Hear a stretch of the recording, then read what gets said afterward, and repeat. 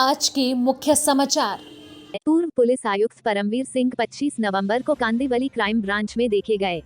Sapa party के महासचिव ने कहा, दलितों, पिछड़ों एवं अल्पसंख्यकों को हक दिला सकती है।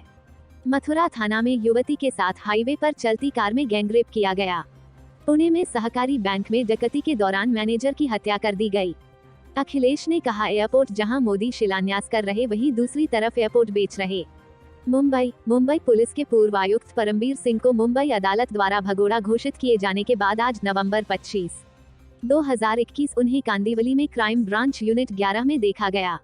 231 दिन तक मुंबई से नदारद रहने वाले परमवीर आज गोरेगांव वसूली मामले में चल रही जांच में शामिल होने पहुंचे थे। बता दें कि ये पहली दफा नहीं है जब संकट आने पर परमवीर को इस तरह छिपते देखा गया। 26/11 को हुए मुंबई हमलों के समय भी उन पर आतंकियों का मुकाबला करने से मना करने का आरोप लगा था। अब 2008 में हुए उसी हमले को लेकर महाराष्ट्र के रिटायर्ड एसीपी शमशेर खान पठान ने भी सिंह पर संगीन इल्जाम लगाए हैं।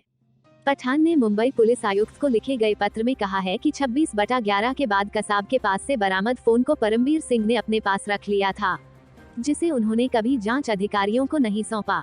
कसाब के उस फोन से पाकिस्तान और भारत के हैंडलर्स का पता चल सकता था। कथित रूप से इसी फोन पर कसाब को उसके आका पाकिस्तान से ऑर्डर दे रहे थे। पठान ने बताया, 26/11 को वो पायधुनी पुलिस स्टेशन में थे और उनके बैचमेट एनआर माली बतौर सीनियर इंस्पेक्टर डीबी मार्ग पुलिस थाने में पदस्थ थे। उन्होंने लिखा कि 26/11 के दिन अजमल आमिर कसाब को गिरगांव चौपाटी इलाके से गिरफ्तार किया गया था। ऐसे में उन्होंने अपने साथी एनआर माली के साथ फोन पर बात की। इस दौरान उन्हें पता चला कि कसाब के पास एक फोन बरामद हुआ है, जो पहले कांस्टेबल कांबले के पास था और बाद में परमवीर सिंह ने कांबले से ले लिया। पूर्व एसीपी के अनुसार इस मामले में उनकी माली से चर्चा आगे भी होती रही। तभी उन्हें पता चला कि परमवीर सिंह ने केस के जांच अधिकारी को फोन नहीं सौंपा है। माली ने शमशेर को ये भी बताया था कि उन्होंने दक्षिण क्षेत्र के कमिश्नर वेंकटेशम से मुलाकात की थी और उस फोन के संबंध में बताया था, मगर इसके बाद भी कोई कार्रवाई नहीं हुई। जब माली परमवीर के पास गए तो वे उन पर बरस पड़े और कहा कि इससे उनका कोई लेना देना नहीं है। बता दें कि शमशेर खान पठान से पहले परमवीर सिंह पर तत्कालीन पुलिस कमिश्नर हसन गफूर ने भी आरोप लगाए थे। उनका कहना था कि 26/11 आतंकी हमले के वक्त परमवीर सिंह समेत वरिष्ठ पुलिस अधिकारियों ने आतंकवादियों से मुकाबला करने से साफ मना कर दिया था। गफूर ने कहा था कि कानून व्यवस्था के संयुक्त आयुक्त केएल प्रसाद, क्राइम ब्रांच के अतिरिक्त आयुक्त देवेन भारती, दक्षिणी क्षेत्र के अतिरिक्त आयुक्त के वेंकटेशम और आतंकवाद रोधी दस्ते के अतिरिक्त पुलिस कमिश्नर परमवीर सिंह मुंबई आतंकी हमले के दौरान अपनी ड्यूटी निभाने में नाकाम रहे थे। सपा के राष्ट्रीय महासचिव इंद्रजीत सरोज ने कहा कि समाजवादी पार्टी ही दलितों, पिछड़ों एवं अल्पसंख्यकों को हक दिला सकती है, इसलिए हर वर्ग को लामबंद होकर सपा को सत्ता दिलानी होगी। वो आईआईएम रोड स्थित लॉन में आयोजित समाजवादी जनादेश यात्रा कार्यक्रम को बतौर मुख्य अतिथि संबोधित कर रहे थे। उन्होंने कहा कि भाजपा सरकार में दलितों, पिछड़ों और अल्पसंख्यकों का लगातार उत्पीड़न हुआ है। वह सर्व समाज को लड़ाकर सत्तासीन रहना चाहती है, लेकिन उसकी गलत नीतियों की वजह से अब जनता उखाड़ फेंकेगी। सपा के वरिष्ठ नेता शिवशंकर सिंह शंकरी ने आह्वान किया कि 2022 का चुनाव व्यवस्था परिवर्तन का चुनाव है। भाजपा ने गरीबों, व्यापारियों सभी को धोखा दिया है। सभी मिलकर प्रदेश में सपा की सरकार बनाएंगे। सपा अध्यक्ष अखिलेश यादव के मुख्यमंत्री बनने पर ही गरीबों, व्यापारियों, अल्पसंख्यकों को न्याय मिलेगा। इस दौरान जिलाध्यक्ष जय सिंह जयंत, पूर्व जिलाध्यक्ष अशोक यादव, सुशीला सरोज, विधायक अम्बरीश पुष्कर, सोनू कन्नौजिया, डा अभिषेक यादव, गोमती यादव, इंदर रावत, राजबाला आदि मौजूद रहे। उत्तर प्रदेश के मथुरा के थाना कोसिकला में एक युवती के साथ हाईवे पर चलती कार में गैंगरेप का मामला सामने आया है। बताया जा रहा है कि युवती आगरा से कोसिकला परीक्षा देकर लौट रही थी। उसी दौरान युवती के साथ गैंगरेप की घटना को अंजाम दिया गया। पीड़िता के भाई ने थाने में शिकायत दर्ज कराई है। पुलिस इस मामले की जांच में जुट गई है।